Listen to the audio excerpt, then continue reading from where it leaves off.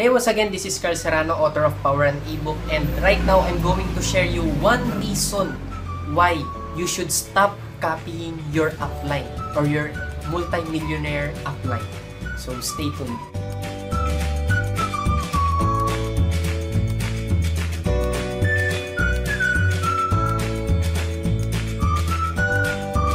Hindi ka ba nagtataka na kahit na anong gaya mo dun sa upline mo, hindi ka pa rin nagkakaroon ng success kagaya niya? This video is for those network marketers na sobrang tagal mo nang ginagaya yung upline mo, may higit 6 months, 1 year na, pero hindi pa rin nagkakaroon ng success kagaya niya. Most of the time kasi, nami-misunderstood na mga baguhan sa network marketing yung sinasabi na copy upline. Siguro kung narinig mo na yun, or copy the successful mentors or successful network marketers. So ngayon, karamihan, kagaya ko, nung experience ko before, nung narinig ko yung copy upline, ang pagkakaintindi ko is kopyahin ko kung ano yung nakikita ko. For example, nakikita ko is yung pananamit, kinopya ko yung pananamit, kinopya ko yung tindigan, kinopya ko yung way ng pagsasalita, pati hairstyle, kinopya ko na rin. Pati yung sling bag, kaya yung for mga network marketers, mga naka-sling bag, di ba? Kopya-kopya, mga naka-long sleeves, lahat ginaya ko. So ngayon, nagtataka ako for several months, hindi nagkakaroon ng magandang result yung business ko kasi nga, mali pala yung kinokopya ko. Hindi na elaborate na ang ibig sabihin ng copy or upline is ang kailangan mo talagang kopyahin sa kanya is hindi kung ano siya ngayon, kundi ano yung ginagawa niya na nagsisimula siya. And not the strategies. Okay? Not the strategies. Ulitin ko, not the strategies. Kasi nga, nabanggit ko sa ebook ko na strategies become obsolete. Hindi porket effective noon, effective pa rin ngayon. For example, dati, effective yung pamimigay ng flyers. Kasi kukunti pa lang naman nakakaalam na network marketing dito sa Pilipinas.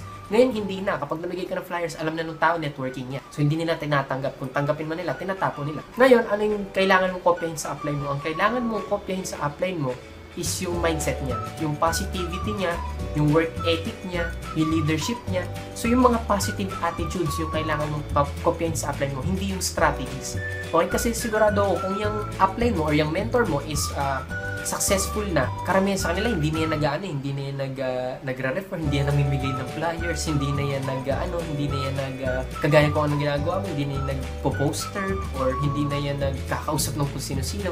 So, karamihan sa kanila, hindi na nila ginagawa yun. Dahil successful na nga sila. So, ang ginagawa na lang nila is nagpo-post sa Facebook madalas. Okay, nagpo-post sa Facebook. And kung yun rin yung ginagawa mo, you've got to stop. Okay, lalong-lalo na yun. Kapag nagpo-post yung upline mo ng mga for example, grabe talaga dito sa Pangaran Networking Company. Sobrang ganda, ganyan-ganyan. Nakabili na naman ako sports car. Kumita na naman ako ng limpak-limpak. So, kung ginagawa mo rin yun, sinishare mo kung ano yung pinopost nila, lalayuan ka ng tao. Okay, you've got to stop copying those. Bibigyan kita ng isang reason why. Kung bakit hindi mo kailangan mag-post ng company mo or ng kinikita ng mga uplines mo sa Facebook wall mo. Kaya ginagawa yan ng upline mo is because successful na sila. Okay? Successful na sila and wala silang pakialam kung may mag-comment, may mag-like, or hindi pansinin yung post nila.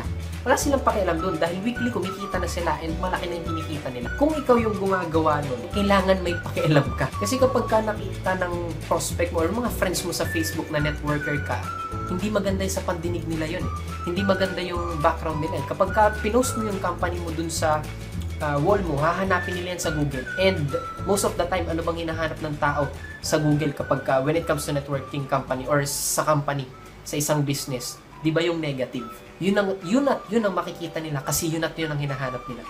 At kapag nakita nila yun na puro negative, and sigurado ko lahat ng networking companies may negative yan, yung mga taong naninira or kung kadalasan hindi naman totoo.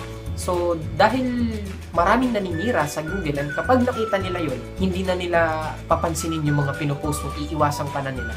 Okay, kapag inimbita mo sila, tara, kain na tayo. Alam na nila networking yan, hindi sila sasama sa'yo. Tatanungin ka nila, baka networking yan.